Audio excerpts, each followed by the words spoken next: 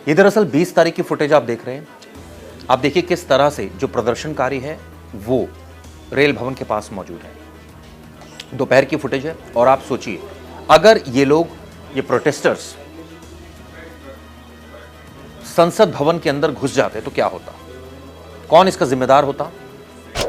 उस वक्त parliament session चल रहा था और तमाम एमपीज पार्लियामेंट के अंदर मौजूद थे। अगर ये लोग घुस जाते तो जाहिर तौर पर सुरक्षा कर्मियों और इनके बीच में गुत्थम गुत्था होती और कई सवाल खड़े हो जाते। अब विपक्ष बेशक कई सवाल जरूर खड़े कर रहा है, लेकिन ये फुटेज भी देखना बेहद जरूरी है। लेकिन इसका मतलब ये नहीं कि जो बातें कही जा रही है उनमें सच्चाई नहीं है। क्या पुलिस ने ज्यादती की या नहीं, ये अभी भी अंडर इन्वेस्टिगेशन है।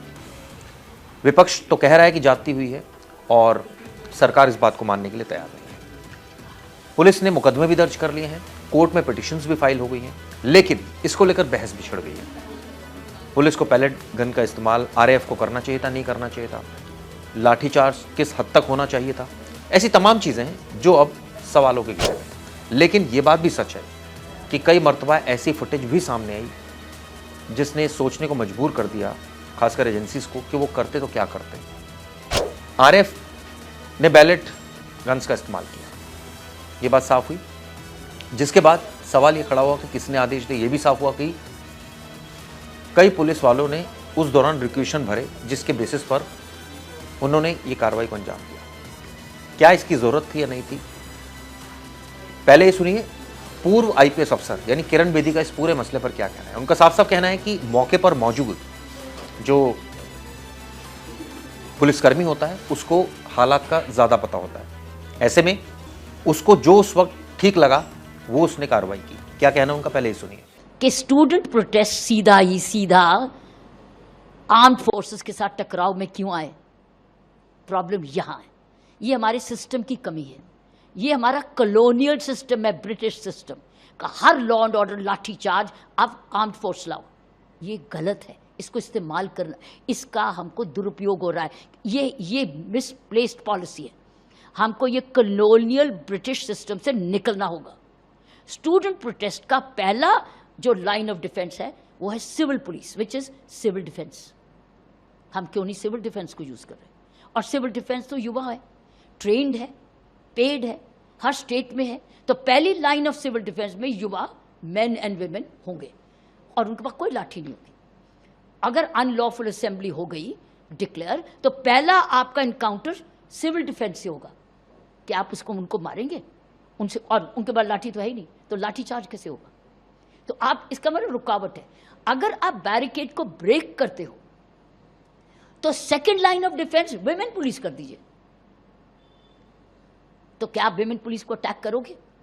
कैमरास आपको वॉच कर रहा है, उनके पास भी लाठियां नहीं है, लेकिन हेड गियर है, आर्मर है, हेड गियर भी है, आर्मर भी है, ताकि पथराव से बचे, पीटे नहीं, चोट ना लगे। सो वो सिविल डिफेंस पर भी आर्मर, हेलमेट भी हो, बॉडी आर्मर भी हो, नो लाठी। इधर भी ये भी हो और बैरिकेड भी हो और बॉडी आर्मर भी हो, ट्रेन भी हो। लेकिन अगर बेकाबू हो रहा है तो फिर लास्ट रिजॉर्ट होनी चाहिए अपनी आर्म्ड पुलिस सिचुएशन देख के करेगी, ये उसकी जिम्मेवारी है। टीयर गैस करना है, लाठी चार्ज करना है या वाटर कैनन लगाना है, वो जो लास्ट स्टेज है। और लास्ट स्टेज पर अगर आपने वेपनरी यूज की तो इसका मतलब है कैमराज आपको एविडेंस बताएगा कि कौन क्या कर रहा था, कौन व्यक्ति आग लगा रहा था, क्योंकि उसमें तमाशबीन भी जुड़ जाएंगे, जान के आग लगाएंगे ताकि वो प्रोवोकेशन आए, तो कैमरा पकड़ेगा तो पता चल उस वक्त किसने उसको देखा, उधर वो चलाएगा। तो आपने तो, मैंने नहीं देखा, बाद में वो तो सिर्फ कैमरे नहीं देखा।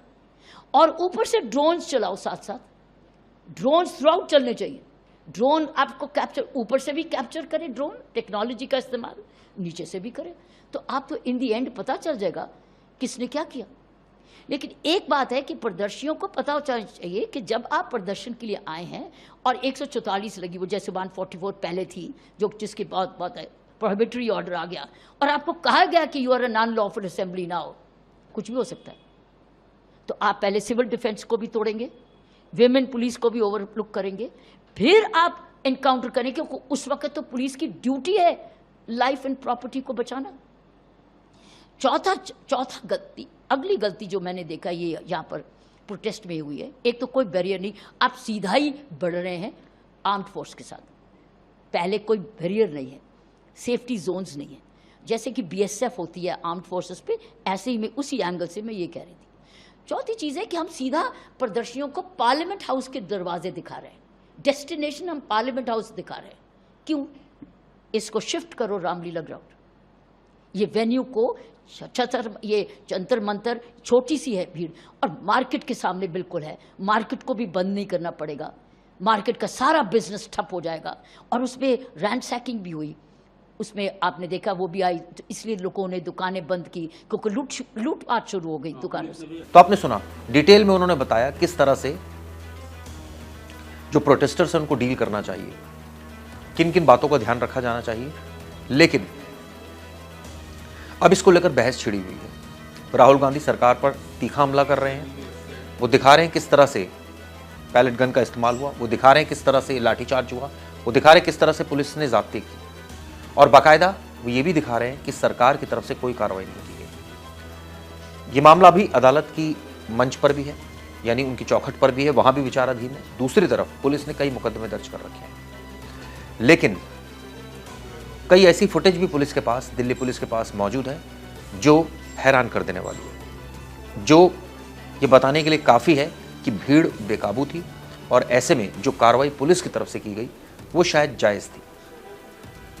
लेकिन इसका अर्थ ये नहीं है कहीं से भी कि दूसरी जगह पर जो कार्रवाई हुई वो ठीक थी या नहीं थी। ग्राउंड पर क्या सिचुएशन थी, और हर कोई अपनी तरफ से इसको डिफाइन कर रहा है। जो प्रोटेस्टर्स हैं वो अपनी तरफ से डिफाइन कर रहे हैं, पुलिस अपने तरीके से डिफाइन कर रही है, क्योंकि ये बात सच है कि भीड़ संसद की तरफ कूच कर रही थी, ये भी बात सच है कि उनको रोकना बेहद ज़रूरी था। अब इस बीच बहुत सारी चीज़ें हुई और इन्हीं बातों को लेकर विवाद लगातार बना हुआ है। पुलिस पर भी चौतरफा दबाव है, उधर सरकार पर भी दबाव है, लेकिन कोर्ट में भी कई सारे केसेस पेंडिंग है। ऐसे में देखना होगा, इस बात का इंतजार करना होगा कि कोर्ट का क्या रुख होगा, क्योंकि एट द एंड जो कोर्ट ऑर्डर करेगी उसी बेसिस पर माना जाएगा कि वही सच था। साथियों, विश्वस्त परीक्षा पद्धति, इसके लिए हम लगातार एक के बाद एक कदम उठा रहे हैं। टास्क फोर्स की रचना हो, फास्ट ट्रैक की और रचना हो, राज्यों के सुझावों को ध्यान में लेना हो, क्योंकि पिछले कई दशकों से हर राज्य और केंद्र सरकार इस प्रकार की पेपर लीक की परेशानी झेल रहा है। बच्चों के भविष्य को भी इसके कारण संकट पैदा हो रहा है। इन सब को ध्यान में रखते हुए देशव्यापी सभी राज्यों में भी और केंद्र में भी शिक्षा पद्धति में सुधार अनिवार्य हो गया है। टेक्नोलॉजी के भरपूर उपयोग की आवश्यकता हो गई है, और साथ साथ फिर से कोई पेपर माफिया, पेपर लीक करने वाली गैंग, देश के बच्चों के भविष्य के साथ खिलवाड़ करने वाली गैंग, उनको बख्शा नहीं जाएगा। इसलिए कठोर कानूनों की भी जरूरत है। हम संसद में बिल लेकर के गए थे, और जैसा मैंने आपको वादा किया था, गत 2 दिन संसद के दोनों सदनों ने, अधिकतम माननीय सांसदों ने विस्तार पूर्वक उससे चर्चा की है, और आज दोनों सदनों ने इस कठोर कानूनों वाले, प्रावधानों वाले इस बिल को पास कर दिया है। अब विश्वस्त परीक्षा पद्धति की दिशा में जाने में एक महत्वपूर्ण काम पूर्ण हुआ है। काम आगे भी चलता रहेगा। हम ऐसी परिस्थितियों को लंबे समय तक नहीं चलने देंगे। इस विश्वास के साथ साथियों, आइए हम सब मिल करके विकसित भारत के स्वप्न को पूर्ण करने के लिए कंधे से कंधा मिलाकर के चलें। बहुत बहुत धन्यवाद।